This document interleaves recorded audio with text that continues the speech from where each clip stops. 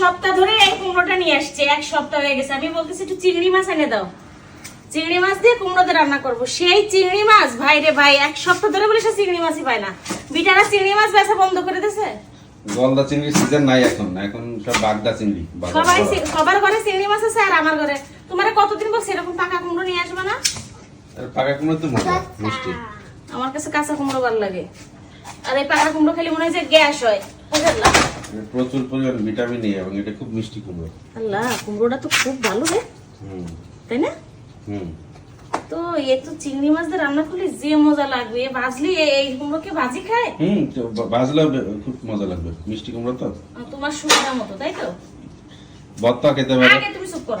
চিংড়ি মাছ না পেলে কি করবো? চিংড়ি মাছ না পেলে এই কুমড়ো নিয়ে আসবে না। কাঁচা কুমড়ো আনবা, ভর্তা দিয়ে খাবো, ই করে খাবো, ভাজি করে খাবো। এ রূপালী, তুমি অর্ধেক নিয়ে যাও কুমড়ো, আর ওই ইয়ের মারে দিও, ওই যে কি জানো, ওই যে রাফির মা, ওরে অর্ধেক দিও, আর তুমি অর্ধেক নিও। ওরে আল্লাহ, একটা কুমড়ো কেউ নিয়ে আসে? একটা কুমড়ো কয়জন মিলে খাবো? এটা পাকা কুমড়ো, রেখে খাওয়া যাবে অনেকদিন। এটা তো তুমি তো বুঝতেছো না। আরে কাটতেই তো পারি না কুমড়ো। দিয়ে দিলাম, এই যে যা যা বেশি আনবা তা দিয়ে দেবো। এই যে এটা রাফির মারে দেবো, এটা রূপালিতে দেবো, আর এগুলো আমরা যদি একটু খাই। এটাও দিয়ে দাও।